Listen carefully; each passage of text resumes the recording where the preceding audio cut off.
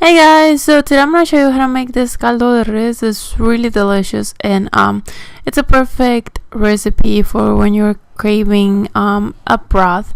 Now I'm gonna start with the ingredients, and we're gonna start with corn, and I already washed them and cut them. We are gonna use cabbage. I use a whole cabbage for this one. I really love it with cabbage. We're gonna use celery too, onion, and cilantro. We are going to use chayote. This is what it looks like, and I don't know if it has another name. That's how I know it, with the name that I know it with. And I'm cutting everything in kind of big chunks, and so they don't disappear in the broth. And also Italian squash, and I'm going to use carrots. As you can tell, this video is kind of old too, but it's good. And I'm going to use this meats over here, rib eye, and I got this for us, and also some plate steaks, ribs, I think, something like that.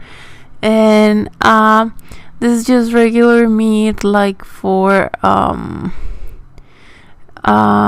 it's a chunk bone, is like kind of for beef stew, something like that. I don't know. Anyways, I'm gonna put everything in a pan, and I'm using consomme to put everything in.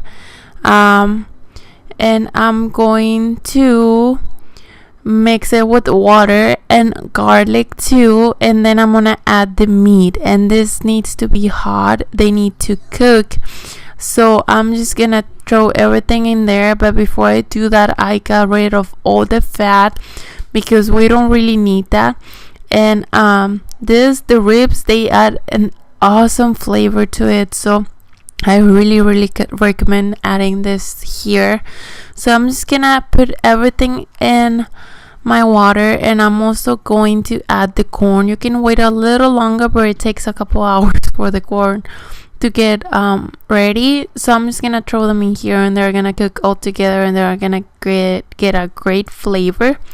So I'm just gonna do this right now, and I'm going to try to fit everything in here.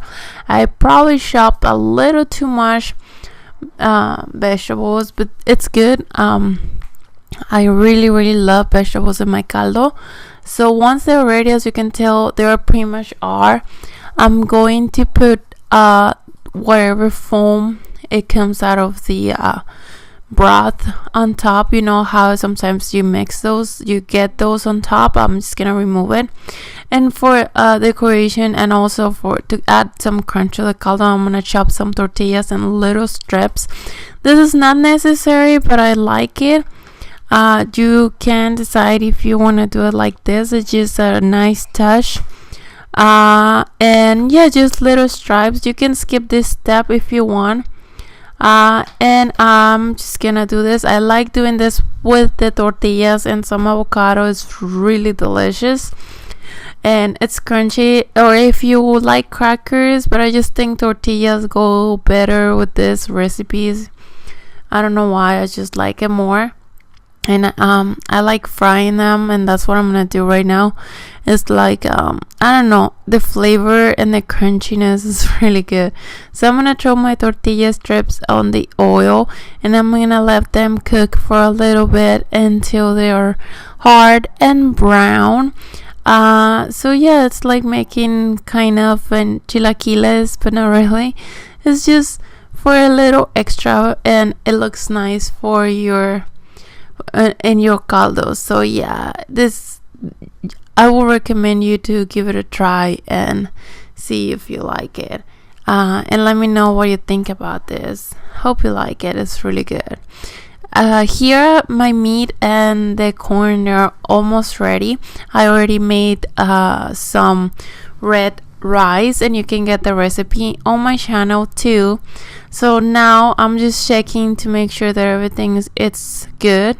I'm gonna start throwing the potatoes. I start with the hard vegetables. As you can tell, I throw the potatoes and the carrots, or you can just throw everything, but the soft ones are gonna get extra soft in the broth. So yeah, the chayote is kind of hard too, so you can throw that one there too, so you can start cooking, and it just gets to the perfect tenderness that you want. So just throw everything in here. You can check at this point if it's good with the salt to see if you need more or if it's good like that, and just cover it or add the other vegetables. And yeah, you can mix. You can also add green beans. I like it with green beans too, and peas. You can add a bunch of vegetables here. I just like this combination so much. My favorite thing is the cabbage, just because I make like this cabbage wraps with the rice and the meat. It's really delicious. I used to do that with my grandma all the time.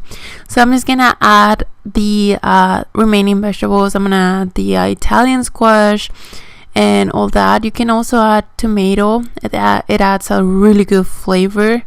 And cilantro. I love it with cilantro.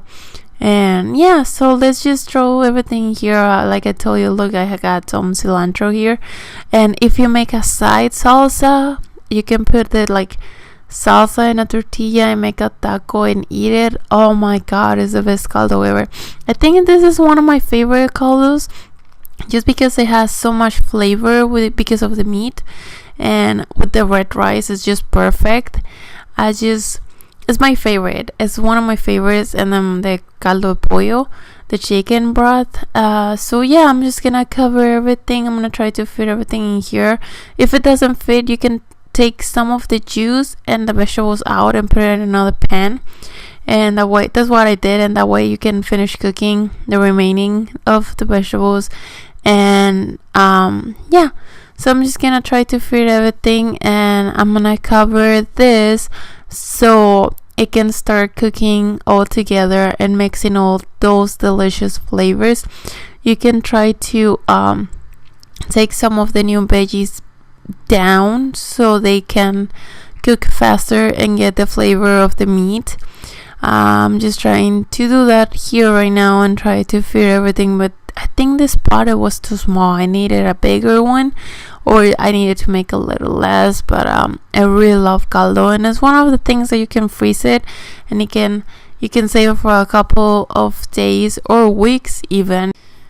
So now we need to push all the veggies down, and this is so they can get the flavor of the meat. And we are gonna start trying our vegetables to see if they're ready, and it's really simple. You can do this with the carrot, the potato, and the chayote. And the way that you do this is by pinching them with the fork, and if the fork goes through, it's because they're ready.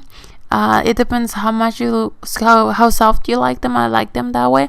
So this is pretty much done. I'm just gonna put everything in a plate, and this is what it looks like.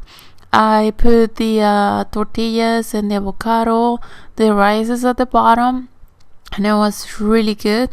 So I really hope you try this recipe and that you like it, and let me know if you do.